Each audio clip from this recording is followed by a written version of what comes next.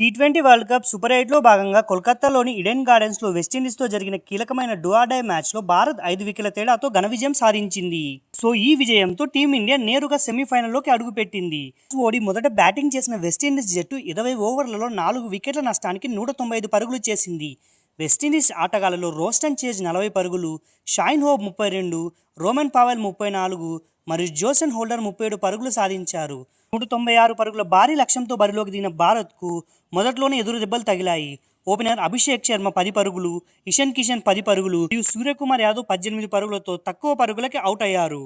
ఒక పక్క వికెట్లు పడుతున్న ఓపెనర్ సంజు శాంసన్ 50 బంతుల్లో 12 ఫోర్లు, 4 సిక్సర్లతో 97 పరుగులు చేసి అజేయంగా నిలిచాడు. అతను 194 స్ట్రైక్ రేట్తో బ్యాటింగ్ చేసి చివరి ఓవర్లో సిక్సర్ కొట్టి మ్యాచ్ను గెలిపించాడు.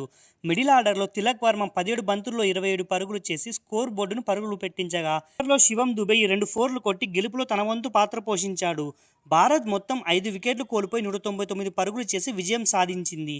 ఈ గెలుపు ద్వారా టీమిండియా 10 సంవత్సరాల తర్వాత వెస్టిండీస్పై రివెంజ్ తీర్చుకుంది. భారత జట్టు తన తదుపరి మ్యాచ్ను ఈ నెల 5వ తేదీన ముంబైలోని వాంఖేడే స్టేడియంలో ఇంగ్లాండ్తో తలపడనుంది.